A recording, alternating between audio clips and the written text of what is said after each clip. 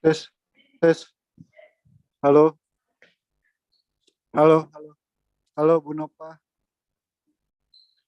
Halo, halo, halo, halo, halo, halo. Belum terdengar, Mas Anton. Hah? Kedengeran? Belum keluar ya? Belum keluar suaranya.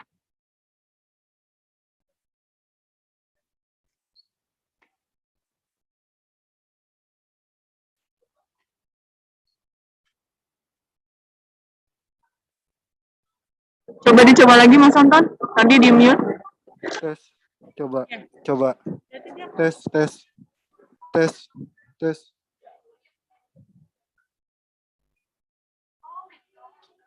Tes.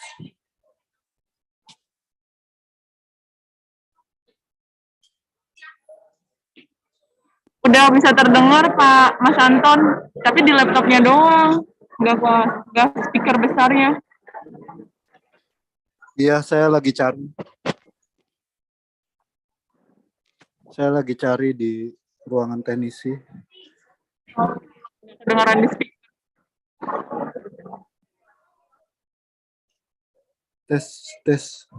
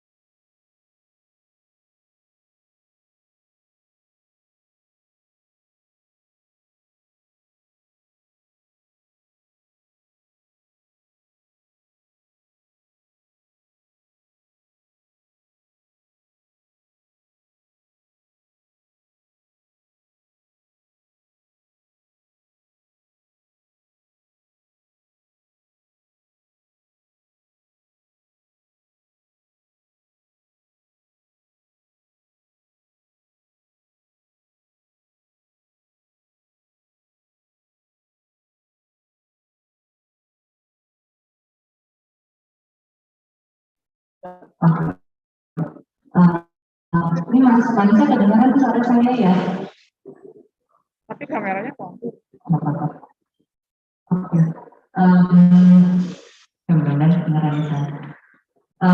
Jadi beliau ini peneliti di Universitas Teknologi Sydney yang sudah lama berkolaborasi dengan kami. Kayaknya saya juga sempat menyampaikan minggu lalu, sebenarnya backgroundnya S1 S2-nya teknik sipil, gitu ya. S3-nya bahkan di School of Geography, gitu. Jadi sebenarnya mungkin teman-teman teknik sipil yang di sini jadi mungkin bisa agak lebih relate, gitu ya. Membayangkan bahwa sebenarnya backgroundnya adalah teknik sipil. Dan ada dua hal untuk tanya jawab. Kita menyiapkan link Padlet ya. Di sini padlet.com garis miring nopadwm garis miring WSALWYS. Mungkin terutama ketua kelas tolong catat, di share di grup. Jadi nanti teman-teman kalau ada pertanyaan bisa langsung di sini. Sepanjang tanya jawab bisa langsung diisi. Nanti kita akan lihat mana yang akan dijawab, yang relevan dan mungkin dengan waktunya juga. Buat penanya terbaik dan penanggap terbaik nanti juga kita ada diskusinya. Kita ada hadiah. Benar nggak? Hadiahnya banyak, tinggal main buatin hari ini ya. Hadiahnya saus. I support UNICEF. Karena UNICEF apa hubungannya dengan mata kuliah? Karena UNICEF banyak bergerak di Indonesia, salah satu di bidang air minum dan sanitasi yang mereka punya divisi wash khusus. Jadi relevan. Ini tuh. Jadi berlomba-lomba menjadi pertanyaan yang paling seru. Nanti mungkin keluarnya saya kasih ke tim. Belum. Oh belum selesai. Tapi ada.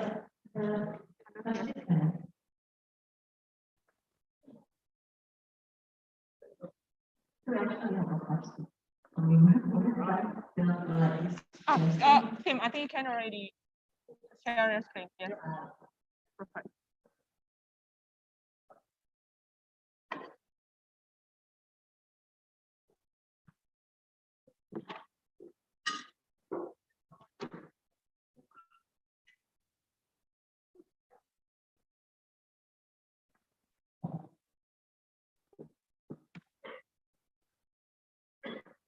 Yes.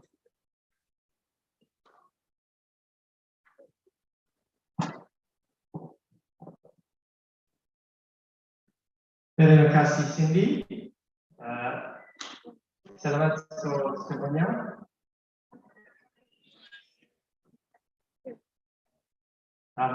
Good afternoon everyone. That's the extent of my bahasa.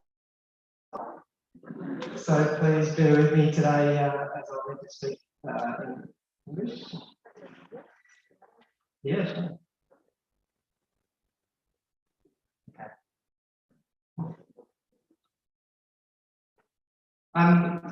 So it's a great pleasure and a privilege to be able to be here today and speak about some things that I'm very passionate about, and also to meet any young engineers. It was about 20 years ago when I was in a single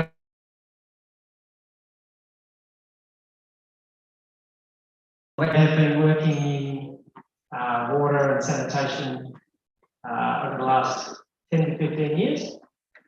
So today I'm going to talk about the challenge that lies ahead of us globally in terms of water and sanitation, and particularly link it to some of the opportunities that we have to use innovation, design thinking, new business models to tackle some of the most challenging issues that we face in terms of water and sanitation.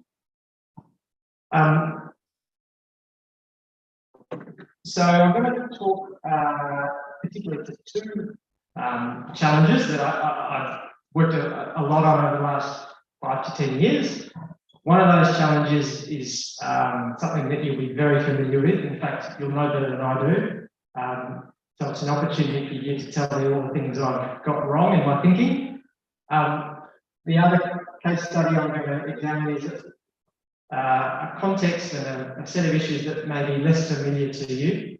But equally, I think there's a lot of lessons around how we tackle challenges relating to natural resource management and collective action, particularly in how that relates to the sort of engineering solutions that we put in place as engineers.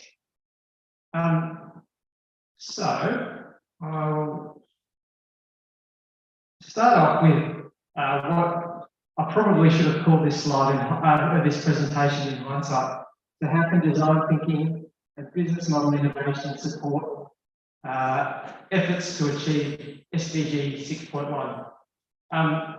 Just to get a sense of how familiar you are with the Sustainable Development Goals. Have you all heard of the Sustainable Development Goals? All right, fantastic. It's a great start. So today we're going to focus on SDG target 6.1, which is water.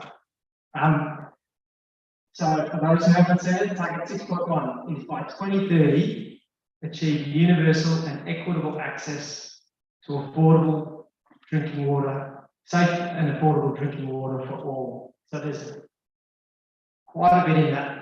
Providing water to people sounds simple, but there's a lot of qualifications here. Universal, so that means everyone's going to have it. Equitable, so it needs to be fair in the way it's delivered. Everyone needs to get a service that is equal or appropriate for their circumstances. It has to be safe, and I'll get into what that means, because that is not just what you think it is. There's actually quite a few different dimensions to that. And then the last one is affordable, but people need to be able to cover the cost if there is a cost of accessing that service. So here's what we mean by safely managed water services in a global context. Now, every country differs around the world as to how it defines what a safe water service is, and Indonesia has its own definition, but this is the globally agreed definition that forms part of the SDG 6.1 target. So the 4 criteria are: it must be from an improved source. So that just means it must be of a design that generally is good at preventing contamination. So if you have a well, the well should have some sort of cover to prevent contamination going in. The second is it's accessible on the premises, so you must be able to access the water in your home. The third is that it's free from contamination. So in most contexts, that means free from microbial contamination. So generally, we measure that using the indicator of E. coli. And E. coli, as the name would suggest, is an indicator of fecal matter in a water supply, but it doesn't necessarily mean it's safe. So if it's there, it may suggest that there's other essentially pathogenic organisms that make you sick, but there's no other pathogens that can make you sick. It's just an indicator, but a useful one because it's easy to measure. The 4th criteria is available in sufficient quantities when needed. So this is all about having enough water all the time. So there are the 4 criteria that the world, I guess, is working towards. So how are we faring? Okay, so there's a lot of colours here. Oh, there's a bit of a delay.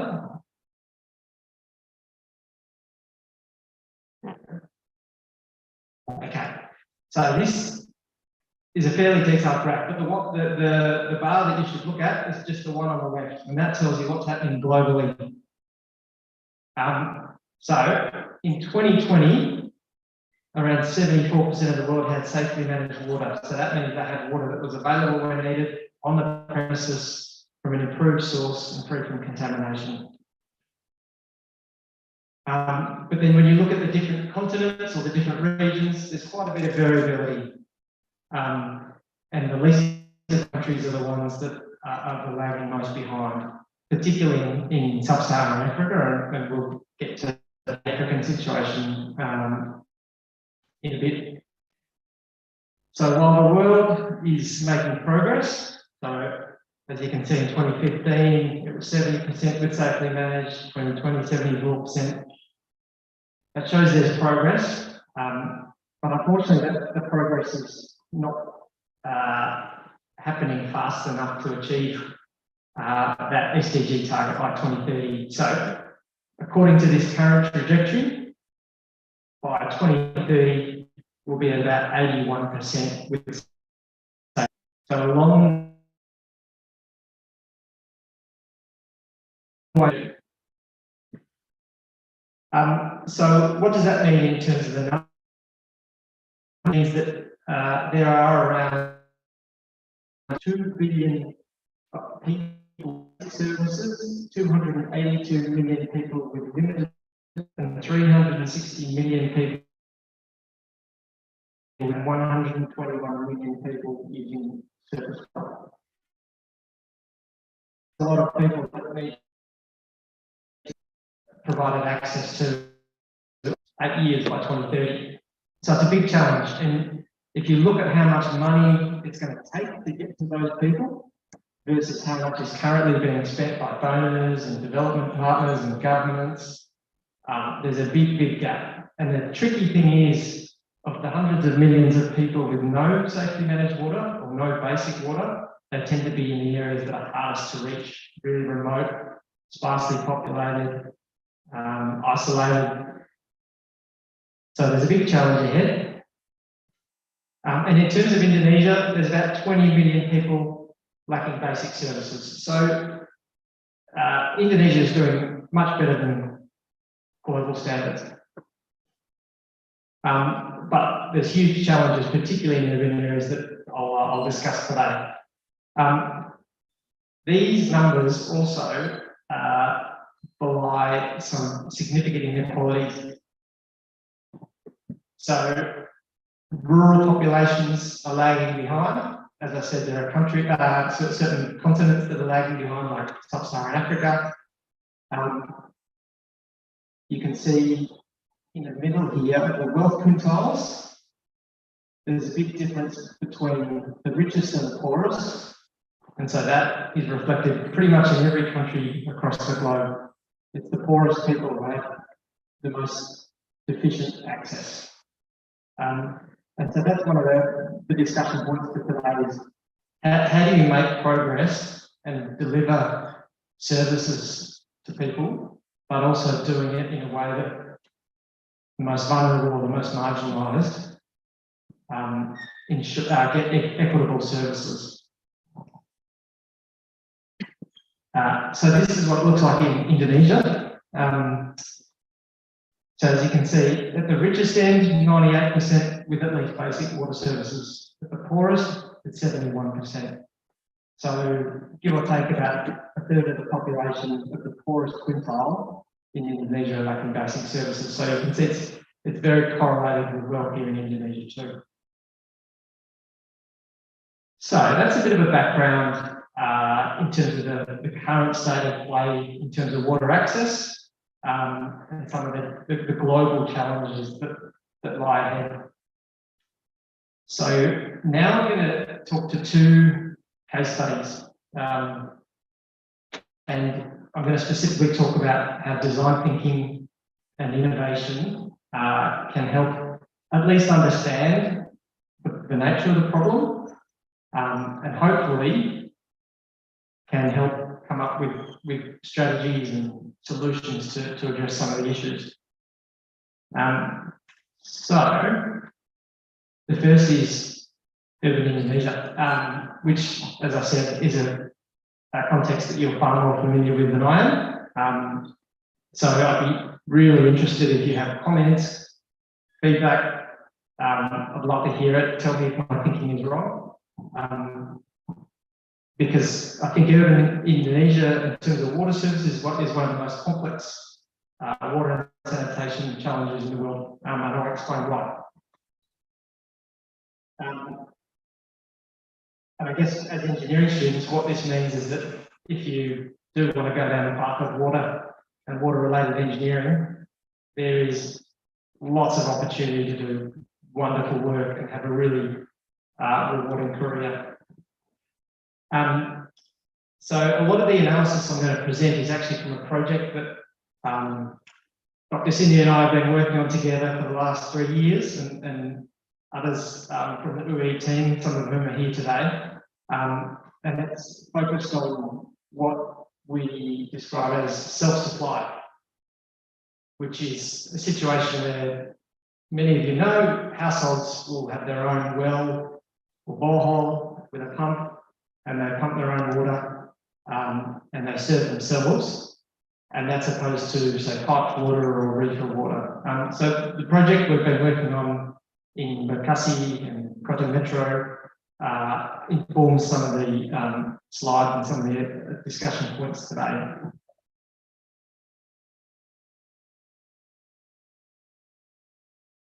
So,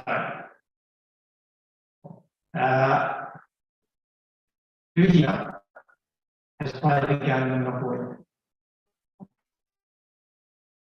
One hand, two hands, three hands. Okay, we've got lots. Okay, good.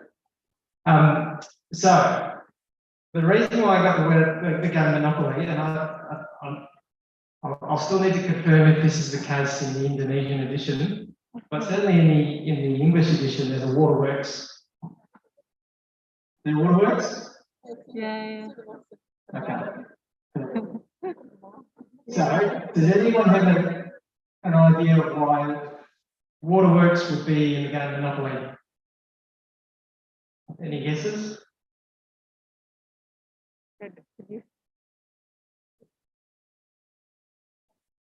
So I don't know if this is formally the reason, but this is my interpretation of why it is.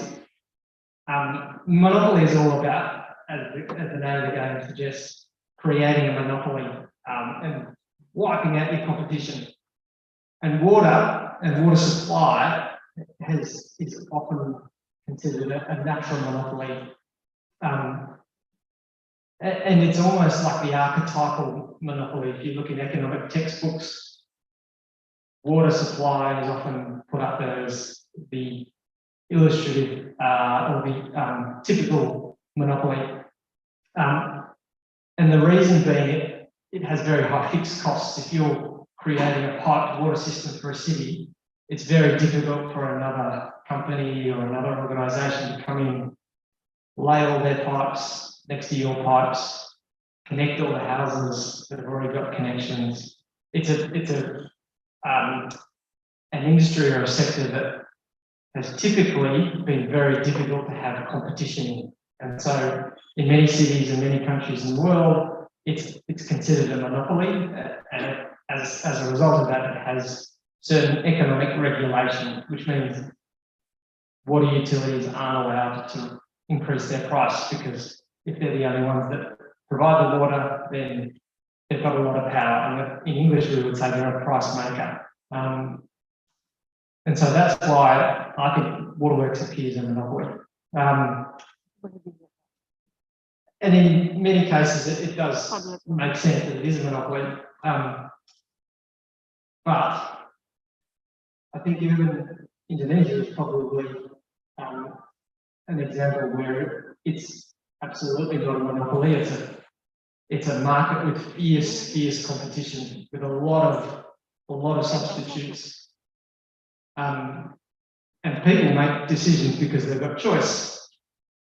So I've got here pumped, piped or packaged. So as you would know, these are the three most common, I guess, actors in the market in urban Indonesia: piped water supply, PAS, refill water or bottled water, and self-supply, as I described before, which is households investing in their own wells, whether they get them dug or drilled, installing a pump, usually one of these motorised pumps.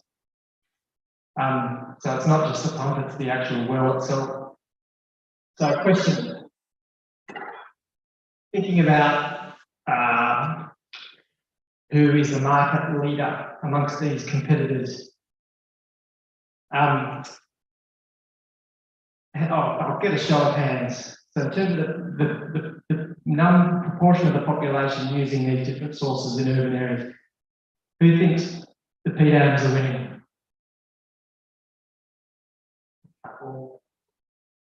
Who thinks refill bottled water is winning? A few more hands there. And who thinks self-supply is winning? Ooh, a few more. It's almost a tie in the voting. Okay, so if I told you actually the answer is it depends. It depends on what you're talking about. Are you talking about drinking water, or are you talking about water for domestic uses, that, cooking, washing, other things? So maybe I'll start again then. So for drinking water, who thinks PDAM is winning? Who thinks refills winning? Well, that's looking like the most popular. Who thinks self-supply is winning? A couple. Okay. All right. So I think refill won that one. And then in terms of domestic water, so non-drinking purposes, PDAM, is that winning? Got a few hands. Refill. Self-supply. Okay, so I think self-supply. So I think you might be on the money, everyone. Let's have a look. So drinking, 50% is I've got here packaged water, which means refilled, bottled, so combined. So you're spot on, correct? I think everyone gets a t-shirt. And then non-drinking, self-supply. So again, everyone gets two t-shirts. So I guess the first observation here is that when we're talking about water, actually people make choices that depend on the specific purpose that they're using the water for. And so it's almost helpful to think of it as two different services. And I think one of the challenges is that self-supply has kind of cornered the domestic, refills cornering the drinking, and then the PDAMs are kind of caught in the middle trying to provide drinking water and domestic water, but being squeezed out a bit.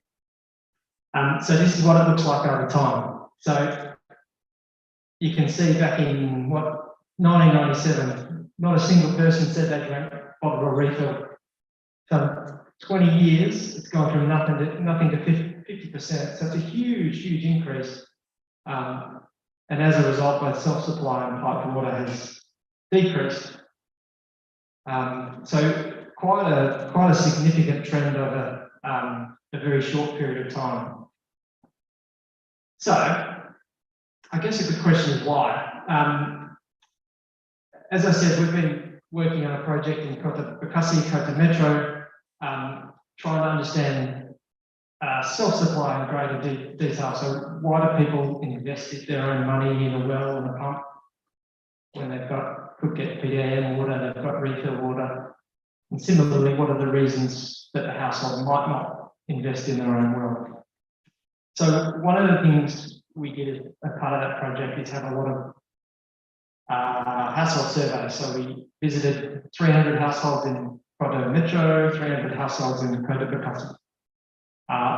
And there was a really long questionnaire,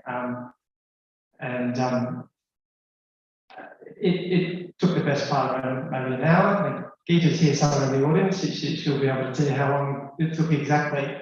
But there was a lot of questions asked, but amongst them were questions about what attributes of their water did they actually value the most. And the reason why I've got this here is for two reasons. One, because the water sector in urban areas is so fragmented, there's a question about why do people choose different sources given that competition. And the second is, in terms of design thinking, a key principle is understanding the problem and understanding user needs. So when we asked people what they liked or what they valued most, so what were the attributes they saw the most important in drinking water, was safety and taste, but all about water quality, which is what you would expect, I guess. And then when we asked about domestic or non-drinking water, the answer was much more about reliability. So people wanted reliable water supply, they wanted adequate quantity, and they wanted it all the time. So I think that goes some way to explaining why people obviously choose different sources for drinking and non-drinking purposes.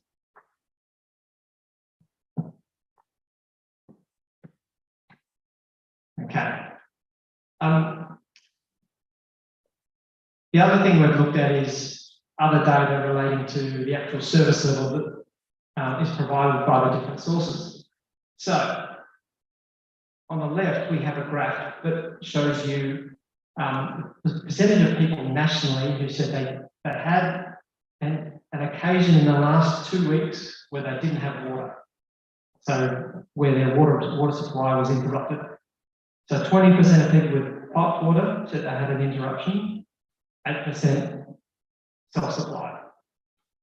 So I think we can conclude from that on average, self-supply provides a much more reliable water service than the pipe system, which goes some way to explaining why self-supply is winning the battle for market share for non-drinking water sources or non-drinking water services. So again, it's meeting the user needs. The user need for non-drinking is they want water all the time. They want it reliably, and self-supply is much better at doing that based on those numbers. The trickier one is around water quality. Obviously, water quality was a really important factor for people choosing a drinking water source. But if you look at the national figures in terms of water quality, it's a much more even race. Boreholes or deep wells that draw on deeper groundwater actually provide the best water quality. So still 2/3 of them have some sort of E. coli, but better than the other sources. Pipe water at about 63% was second, and refill at 67%.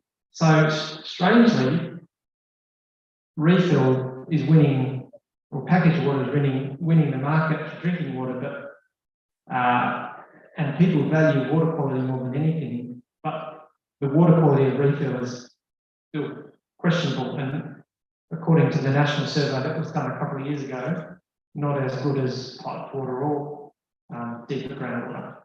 So that poses a question, and I think what that shows is that people's perception doesn't match the reality all the time, particularly for something like water quality, which is very difficult to discern, impossible really, using one's eyesight only.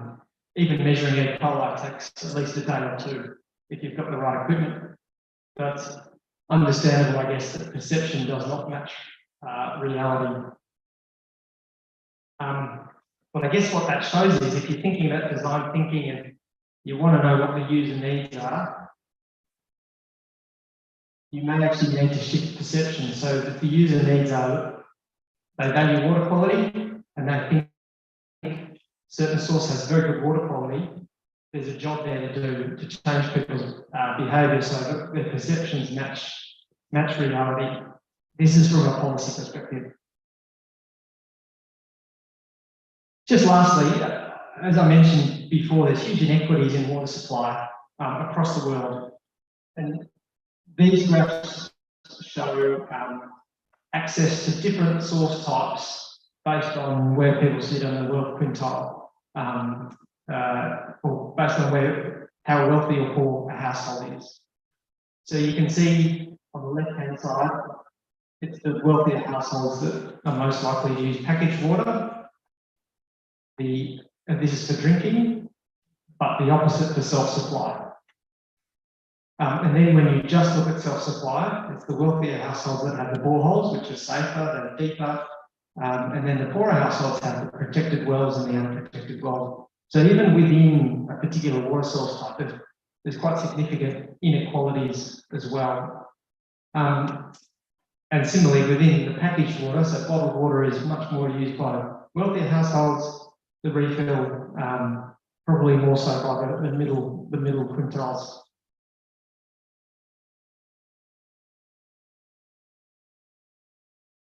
And similarly, we found in Kota Metro and Kota Bekasi, so I think on the left is Kota Bekasi, on the right is Kota Metro. In Kota Bekasi, there wasn't such a relationship with wealth and water quality. And I think the reason for that is that boreholes are used so extensively in Kota Bekasi. And as we saw from the national survey before, boreholes actually have pretty good water quality relative to other sources. But in Kota Metro, where people are using unprotected wells, there's a huge gradient or association between wealth and water quality.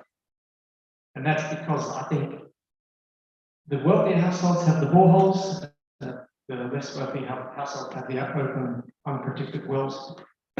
So I guess going back to the sort of design thinking framework and user needs, I think what this shows is that even if households have the same needs and wants, people have different resources and knowledge to be able to get what they want, or that what they get matches what they think they're getting.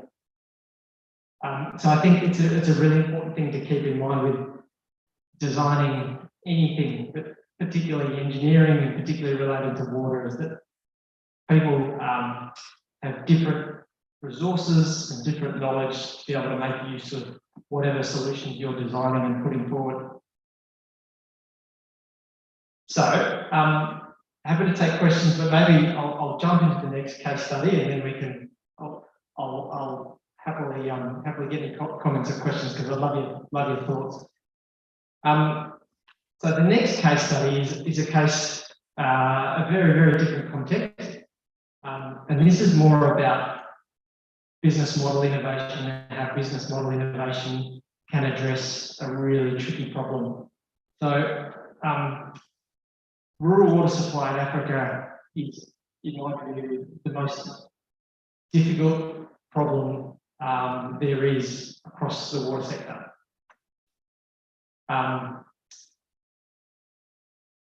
And it centrally revolves around hand pumps. So hand pumps, what you see in the photo there is a deep well hand pump. And there are literally hundreds of thousands of these scattered across Africa, normally funded by development partners and governments. So the users themselves aren't investing in these, but they're being provided them. And unfortunately, about 1 in 4 of those hand pumps are broken at any one time. So government or development partner will spend $10,000 US on a borehole to be drilled in a very remote area. They'll pay $1,000 for one of these pumps. A year and a half later, the pump has a small issue with a rubber seal. The community don't really know how to repair it. It requires them to cooperate as a group, maybe 300 people, 100 households, need to get together, contribute funds, go get the spare parts, find someone to fix it. The spare parts might cost $2. But because of that collective action challenge, many communities don't ever fix it. So we've got maybe $10,000 or $11,000 investment that stops working after 2 years because of a $2 rubber seal. And this happens systematically. So as I said, about 1 in 4 hand pumps are broken down. So that's, if there's a million hand pumps in Africa, there's about 250,000 that are sitting there providing no water. That's billions of dollars of investment, not achieving any great result. So, one of the solutions that was proposed a few years ago was you could design a hand pump that never breaks down. It was bulletproof, and this is called the blue pump. It was designed, from an engineer's perspective, it was designed beautifully. It had all the things you would want in a pump for it to last a long, long time. The person who invented this pump was very, I would say, vocal about his invention, and so he would claim that the pump never breaks down. It was maintenance free.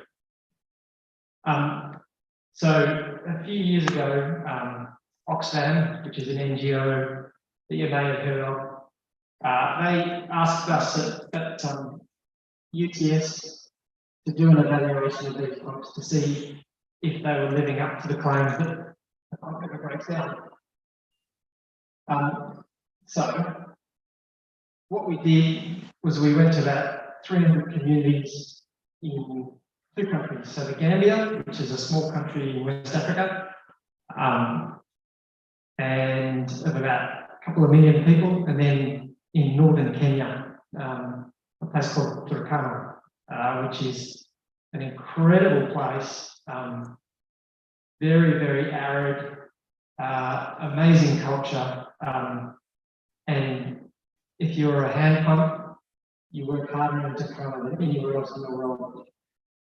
So we went to all these places to check it out. So the first thing to say is that we found a lot of broken hand pumps in both places.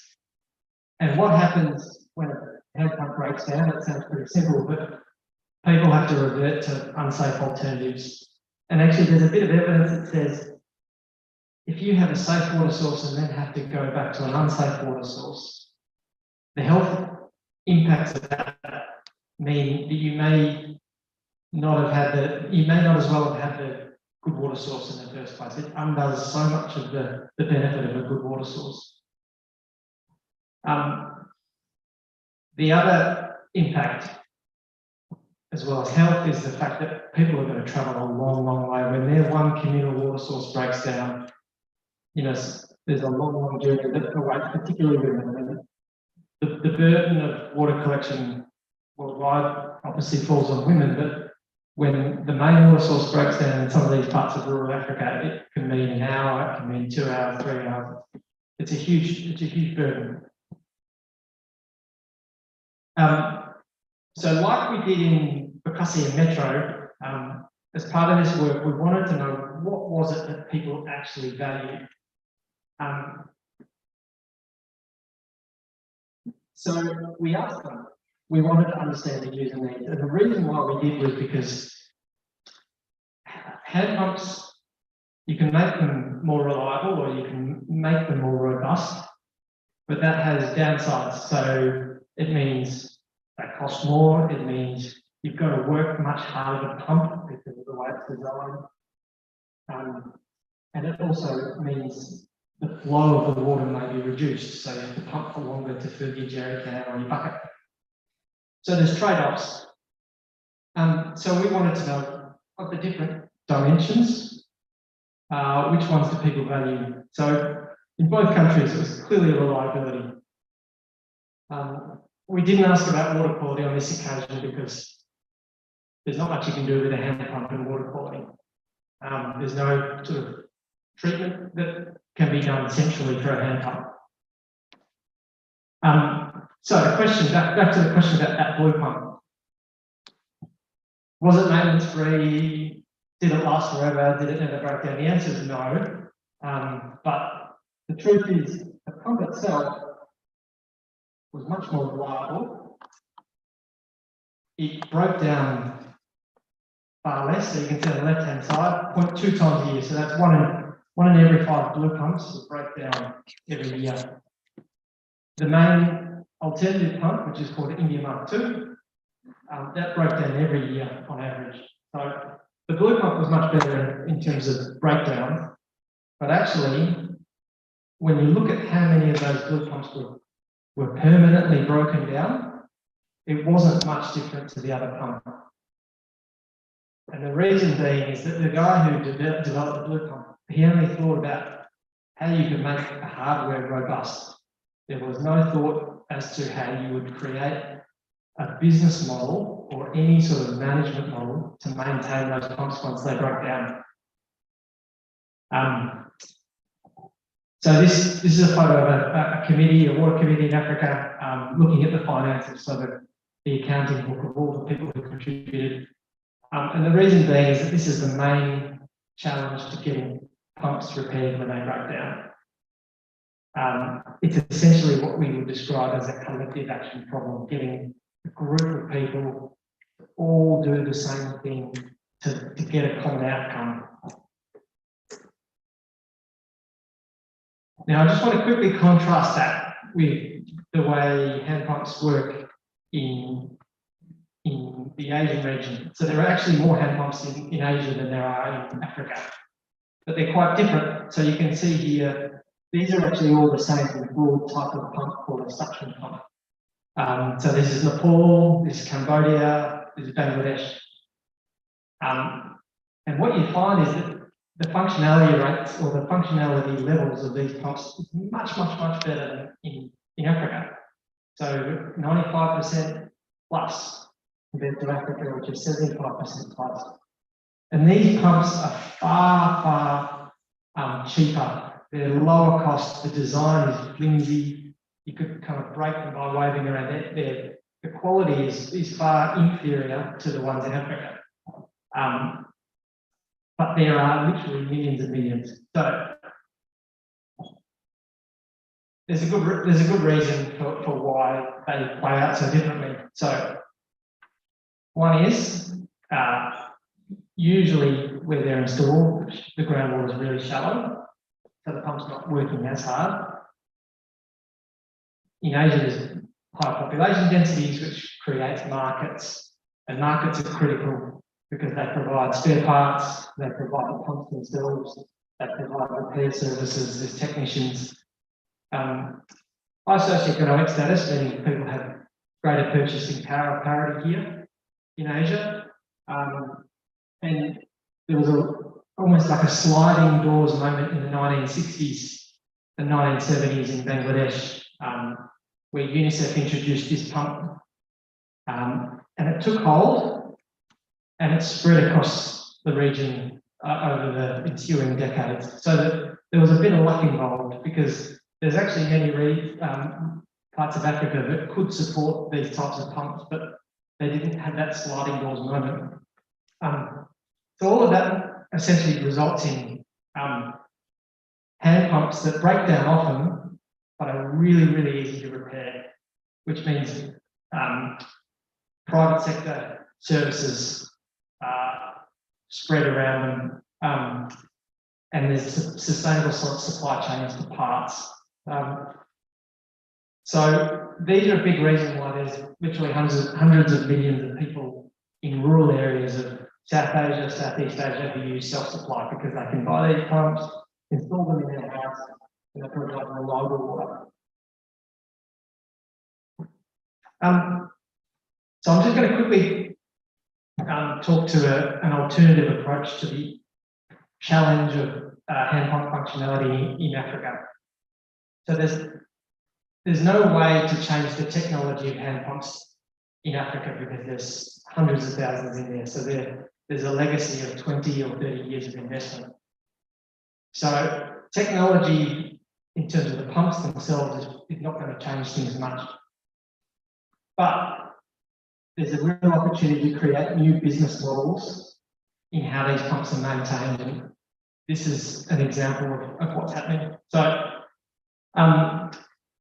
there's a few initiatives that I was lucky enough to be a part of.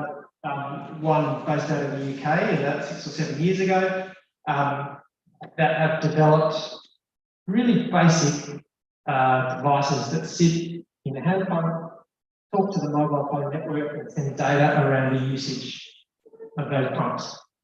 So by itself, it's not that innovative, but what it can do is it creates objective data, which means donors, development partners, governments are all of a sudden willing to start supporting maintenance services. Traditionally, governments and donors would not want anything to do with maintenance. It was all up to the communities. They would have to fund 100% of the maintenance costs.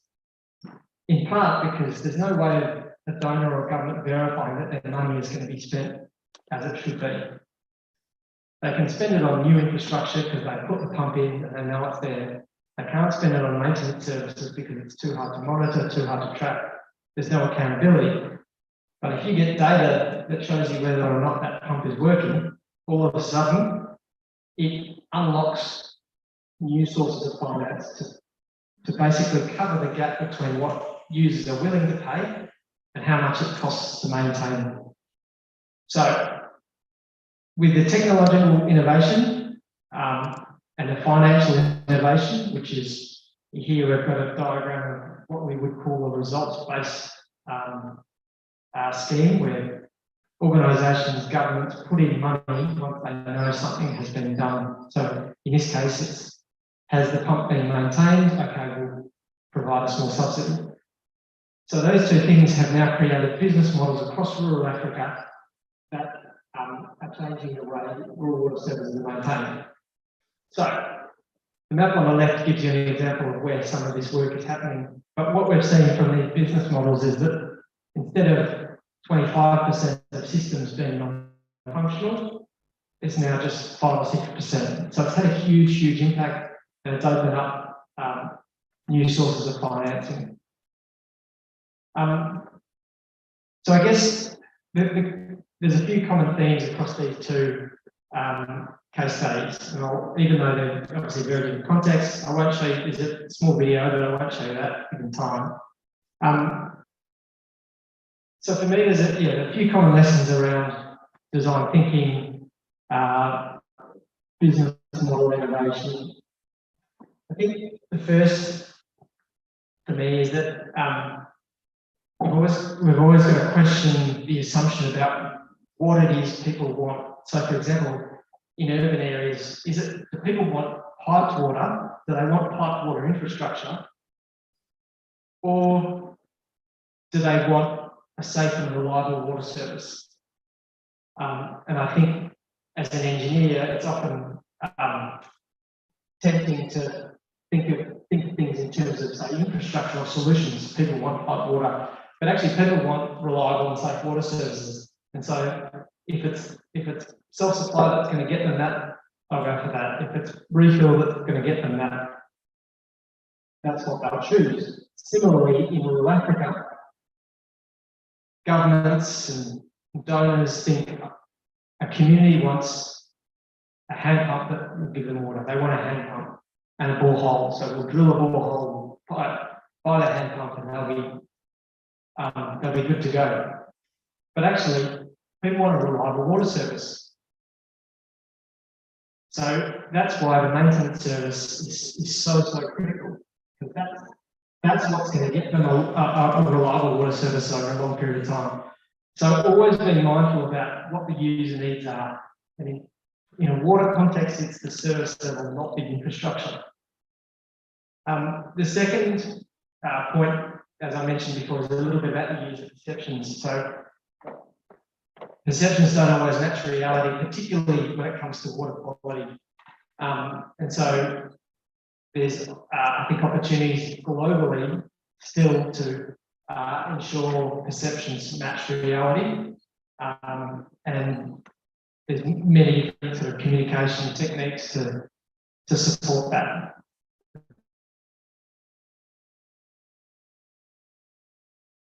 The third point is just about equity.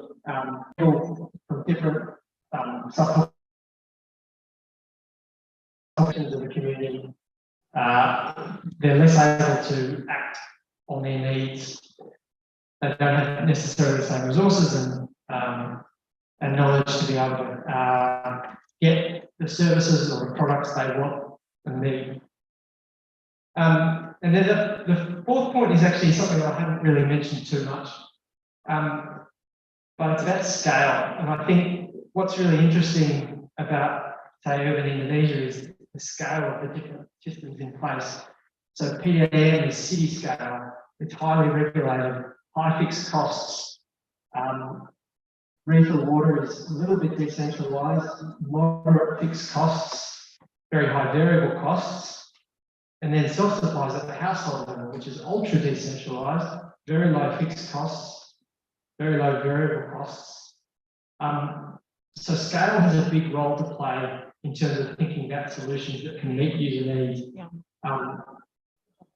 But it's not just the economics, it's also collective action. What works better, is it a community or a neighbourhood or a city that acts together to do something, or is it actually a household that's able to manage things better? And with that, you need to think about the technology. So if at the household scale that's managing a system, then the technology has to be appropriate to that. A neighbourhood can't manage a water treatment facility. Household can't manage a whole water treatment facility. So the technology needs to map on to that scale. So I know we're at time, so I'll finish there. Terima kasih. Thank you so much for coming on today. It's a pleasure to meet you all. And happy to answer any questions you may have, but I realise it's 12 o'clock, so we probably want to head off home. So, but thank you very much for having me.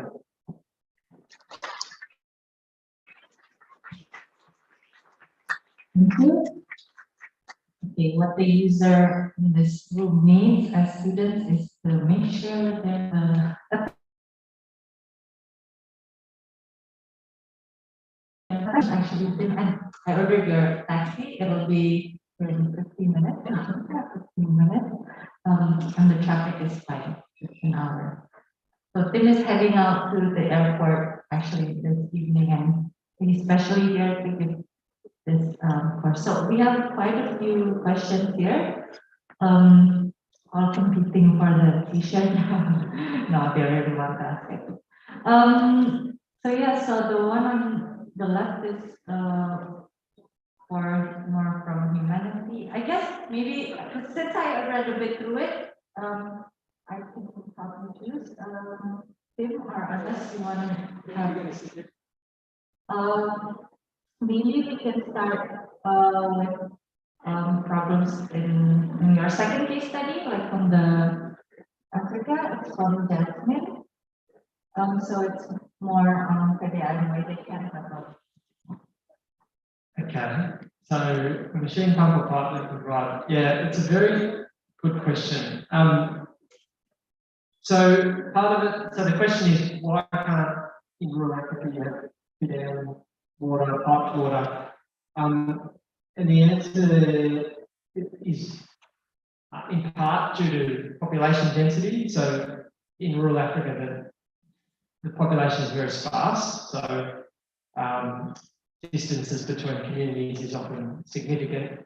So the cost, the unit cost of providing piped water in rural areas is really, really high. So there's an economic barrier.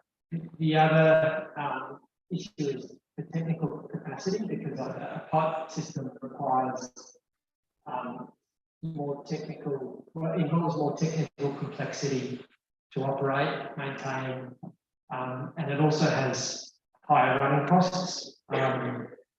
So sort of the technical and the financial reasons are another barrier. That means pipe water is not very common. I think maybe less than 10% of rural Africa have pipe water. I mean, that's changing, and particularly with the evolution of solar pumping technology, where costs are coming down and technology is becoming more efficient. Small pipe schemes linked to solar pumps are becoming more common, but it's still the exception rather than the norm.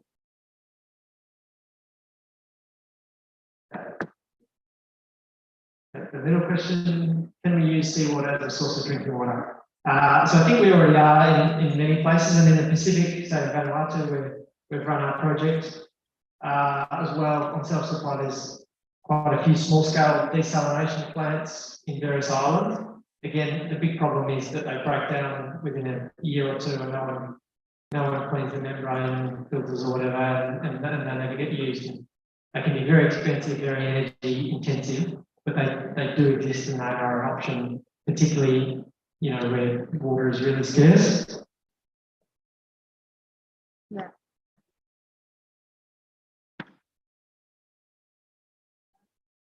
Yeah,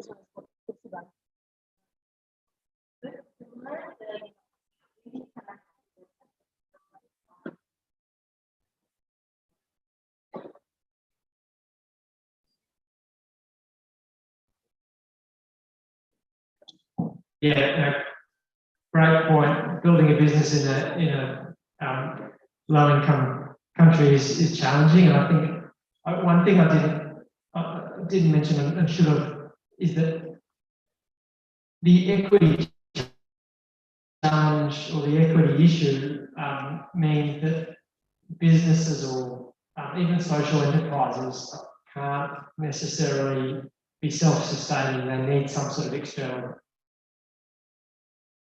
particularly so subsidies. So in the hand pump maintenance scheme I mentioned at the end there's government subsidies going in, and the beauty of that setup is that it allows the donors to have some degree of confidence that their funds will be used for what they're used for. So I think definitely for social enterprises or commercial enterprises to be self-sustaining in a commercial sense, there needs to be some external financial support. So as I said, subsidies. The other I guess mechanism is regulation as well, and that often happens in urban areas with utilities. They are required to serve everyone, even lower income areas that can't necessarily pay a full tariff, and so they will give them lower tariffs that are cross-subsidised through the other households. So I think it's a really good question. Yeah, this one is on our policy brief, UNICEF one, and so it's more on to tackle the equity issue. And we actually, charge wealthier people higher price. Yeah, it's a good question, and I think it's always a bit of a balancing act. How do you put in place a cross subsidy for welfare households to poorer households without increasing tariffs to welfare households beyond what's acceptable? I'm not sure about the situation here, but certainly Vietnam is a country that has this as a major issue because the government mandates often tariffs that are barely enough for the utilities to cover their own costs. And so it then makes it very difficult for them to provide equitable services because they can't cross-subsidise. So yeah, it's a difficult question. I mean, there are some countries that have a lifeline or something like that, which is a free water under a certain quantity. So for really low income households, they don't have to pay until they start using over a certain quantity. It's called a lifeline tariff, and South Africa is one country that's long had the lifeline tariff, and there's other countries as well. But yeah, it's a tricky one. This is more technical.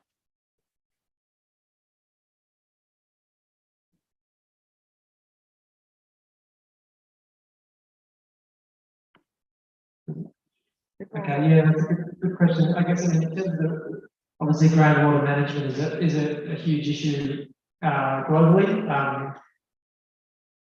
There's so many cities around the world that have over-extraction or over-abstraction of groundwater. The lands of site issue is probably more pronounced here than most other places. So there's no doubt a big need to put in place, I guess, policies and regulations that mean groundwater use is sustainable. In terms of the refill specifically, I guess it's a case-by-case basis. It depends on the particular aquifer, the quantity that they're drawing out. I mean, one thing I would say about drinking water generally, so refill water, is that in terms of the money that's spent on it, it's a huge part of it's probably 90% plus of all expenditure on water. But as a volume of water, it's actually a relatively modest amount because I'd say 10 to 15% at most of our water use is for drinking, and maybe cooking, and 80 to 90% of it is for other non-drinking needs. So even though 50% of the population use refill and bottle, the actual proportion of water volume used by those sources is likely to be more like, I don't know, 10%, 15%, so much more. But yeah, again, it comes down to this question around regulation and how you regulate both households and industry and commercial entities. Yeah, I think that's all.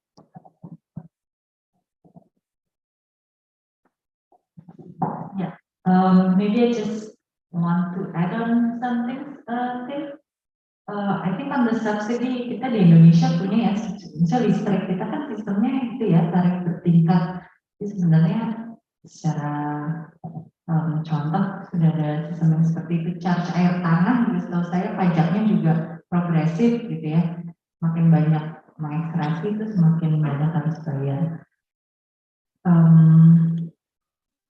Ya tadi mungkin menekankan yang pertanyaannya Subo. Jadi intinya adalah sebenarnya kalau air tanah untuk air minum saja nggak masalah gitu ya. Menjadi masalah tuh kalau air tanahnya untuk kolam renang gitu, misalnya namanya punya kolam renang gitu, atau untuk bisnis laundry gitu ya. Jadi yang tadi ditekankan tim adalah ya kalau kita nggak punya air minum perpipaan, udah jelas harus punya sumber air yang paling mudah adalah air tanah. Ya tanahnya diprioritaskan untuk hal-hal yang paling penting dulu gitu ya. Jadi jangan sampai kebutuhan air minumnya bersaing bebas gitu dengan industri, dengan atau sektor lain yang mengonsumsi air lebih banyak. Itu dari saya. Dari rekan-rekan dosen mungkin ada yang mau ditambahkan, Mas Cita? Ya. The taxi is still on board.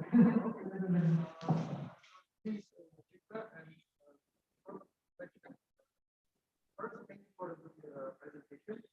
My question is, you make a category of poor,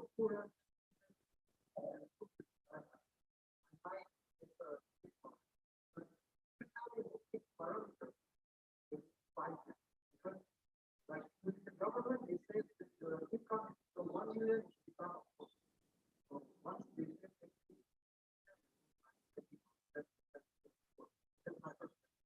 the second one, when we talk about the farm income, the second topic is tell me how big we need to make until we found the groundwater. I think that's Thank you. Great questions. Maybe I'll start with the first question around wealth quintiles. So the wealth quintiles that were presented here, both from across all those graphs, were based on what's known as a wealth index, and it's based on the Demographic and Health Survey, which was last implemented in 2017, and they use largely household assets, so different household assets. There are some other characteristics like number of bedrooms per family member, and so there's a few others in there. Possibly also education and livestock ownership. So the tangible things that would, I guess, reflect somebody's view about whether they're wealthy or not. So it's asset based, and it's specific to Indonesia. So the statistics office here would be part of that process to decide what's included. So that's different to SOCEDIS, which might use an expenditure or income-based definition. So this often correlated, but not always, because you can be, asset rich and income poor, or vice versa. So, the quintiles, as the name suggests, literally bottom fifth is the poorest, the next fifth is the poorer group, and so the same number of people are in each category, which makes the quintiles. So there's no threshold cut-off that, so you can't say that the poverty line is X. It's an arbitrary score. The question around depth of groundwater in Africa, it varies a lot. So in the Gambia, the shallowest wells maybe 4 or 5 meters in terms of groundwater depth. It's an unconfined aquifer, so it's a water table that moves up and down. very easy to access. In Tucana, it varied between 5 meters if you're close to a stream to, sometimes 80 or 90 meters. So I think the deepest that blue pump could lift was about 90 meters. But when you're pumping 90 meters of that thing, like you need 3 or 4 people to jump on it, like very, very heavy. So in some parts they have to use solar motorized pumps to lift the water. But yeah, it's an incredible place. If you ever get the opportunity to go to northern Kenya, it's an extraordinary place. I recommend it.